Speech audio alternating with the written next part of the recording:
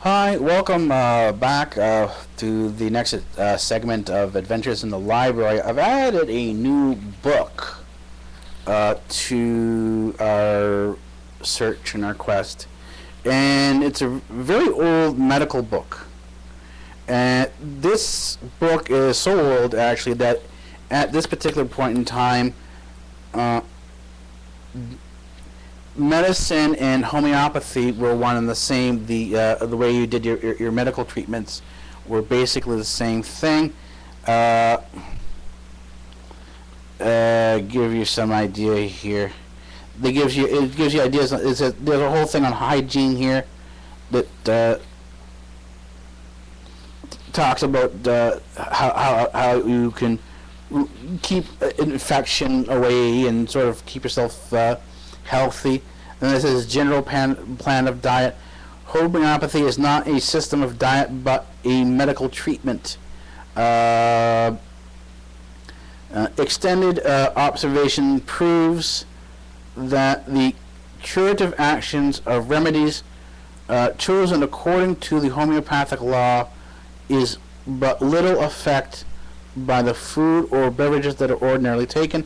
Hence, beyond the prohibition of certain articles which disagree with the patient, interfere with the bodily functions, or impose on weak or diseased organs a task to which they are unequal, homeopathic physicians interfere but little with their patient's diet. So then he says here, the food of the invalid, however, must be regulated according to the nature, stage, and progress of the malady from which he is suffering. And he, in this case here, is not gender specific, because he is not the pronoun of man, the gender, but man, the species, which includes male and female.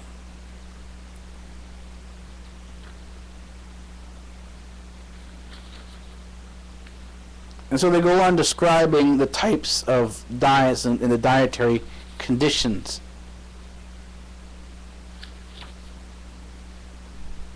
Then they describe on cooking animal food, basically food that's basically animals here. Beef, chicken, mutton. They have that description here. They actually go into clothing here too. They go into talk about clothing, sunlight,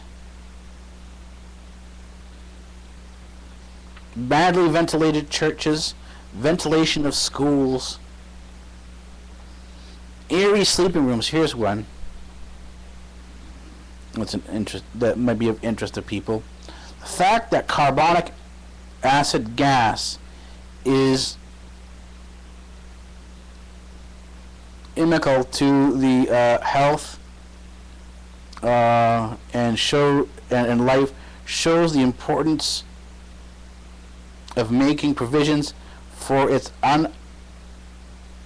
uninterrupted removal from our houses and places of assembly, and above all from the sitting rooms and sleeping rooms.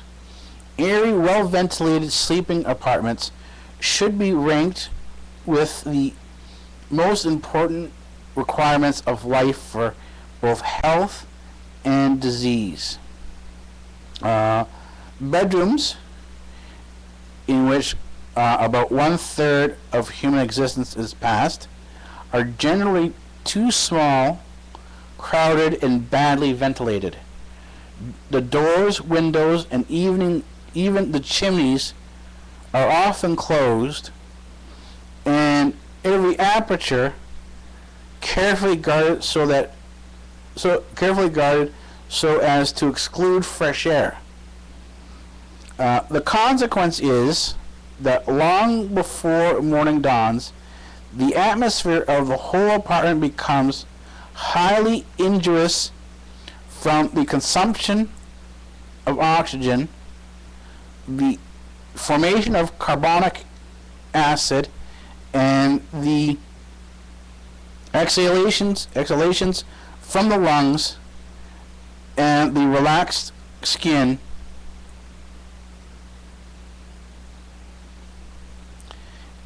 in an atmosphere thus loaded with effluvia. The sleep is heavy and unrefreshing, partaking more of the character of insensibility. Let's see here. There are some diseases in which the cause of death is simply an accumulation of carbonic acid gas in the blood. And this condition obtains in some degrees in a badly ventilated bedroom. So they're warning here, what they're primarily talking about is, as if anyone knows about in the common terms, they're talking about, and this is sort of an interesting little passage here that I will come back to. I'm going to bookmark this and come back to it later on. They're talking about bad breath and more particularly morning breath and how the mouth feels. If you wake up with a dry mouth and you can smell your bad breath, more often than not, the entire room, if your door is closed and not well ventilated, the entire room is permeated with this bad smell, with the morning breath. And this is sort of what fills up over the nighttime and stuff like that. And it can soak into your clothes, it can soak into the bed, and it can even, for those who have sleep apnea, a large chunk of what they're talking about in there is they're actually talking about sleep apnea. They're talking about the pooling of gases. If you're lying asleep like this, your mouth opens up as the jaw relaxes. The mouth opens up, and the gas that you're exhaling, this carbonic acid gas, starts to accumulate because it's heavier than air. It pools in the mouth. So as it pools in the mouth and you start to breathe in, you choke on it. You stop breathing for a few minutes as the body chokes and expels it from it tries to grasp another air. But it doesn't grasp another full air. If the air is contaminated and the room has this gas generally throughout, the next breath you take is not going to be a breath of fresh air, of proper oxygenated air, but of an oxygen depleted air, of an oxygen from an oxygen depleted atmosphere within the room. And this is where, because you can see now, and this is sort of the recognition of it, that you can actually have people, particularly who have heart conditions, suffer heart attacks from this type of condition. And this is why in many cases you have people going to sleep labs and sleep clinics to see and talk about their sleeping habits. So now I brought that book over because as we were talking about mental defect and saw how it's related to psychology, I just thought we would go back over, look at mental defect and take another look at it. So it did provide the whole word there, both words, and I thought that we'd go over and take a look at what both words mean, and this will sort of give us a good understanding of where we're going to go next and why we're going to go where we're going to go.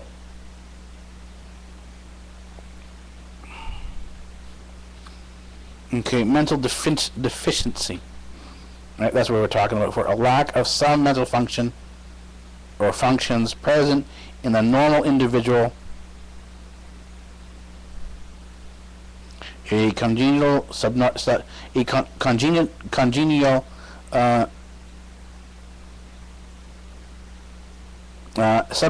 of intellect, of intelligence.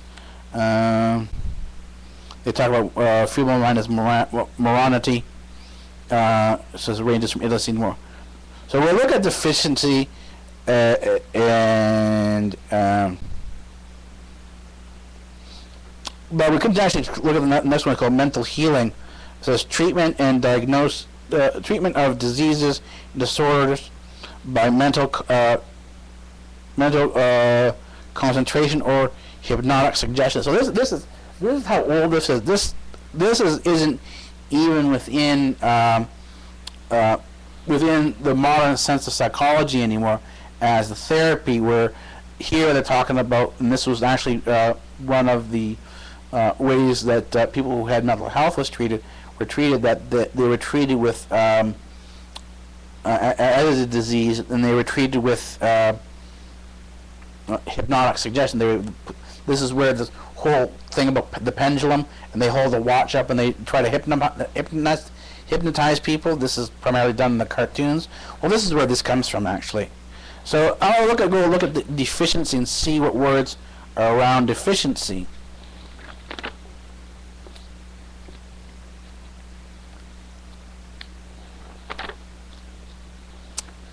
And then we'll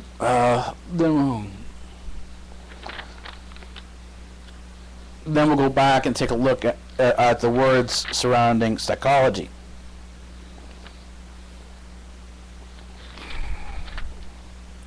A lot of times when you look at words that are around or next to other words, you can get a better understanding of what you want to understand.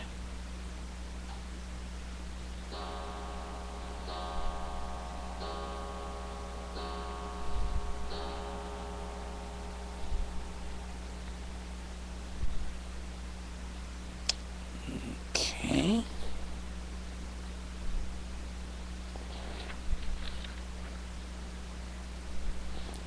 Deficiency.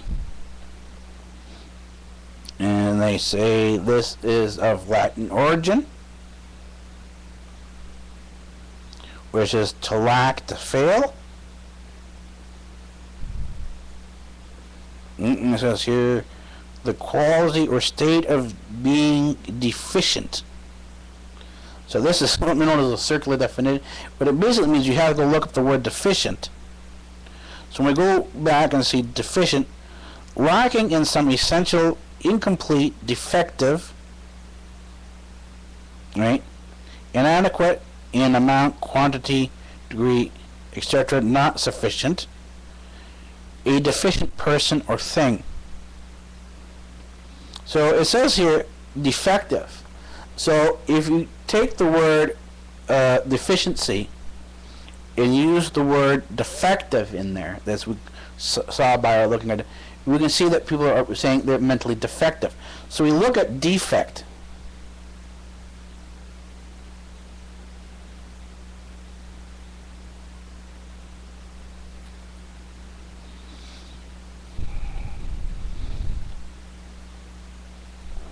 And we see here that defect is also a Latin thing, to undo, to fail.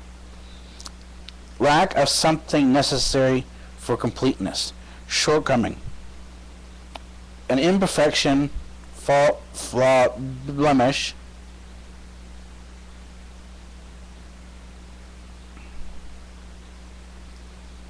So basically, they're saying that the person who is mentally deficient, this is an idiot or a moron, has some form of mental defect, and this will only lead to the conclusion that that there's something wrong with this person, and typically they point to the head, and so one would say one could point out this is an issue of that the person may be defective, and this would lead you to psychology and the surrounding terms around psychology, because psychology primarily deals with the head, but it doesn't always deal with the head, because there is the soul portion of the head, the psiche. This is what we're talking about last time, that the psycho of the psychology is actually psiche from the Greek. That's the Greek is psiche, and the proper term for psychology is psiche or logia, which means study of the soul. And so in this case here, when we're talking about mental defect, we're talking about psychology, we're talking about psychology, we're talking about the treatment of the soul of the mind. But there is also the brain. The brain is not the same as the soul, is not the same as the mind, and so there needs to be some form of differentiation, and we'll see as we get into this that there is indeed a differentiation. So we saw psychology,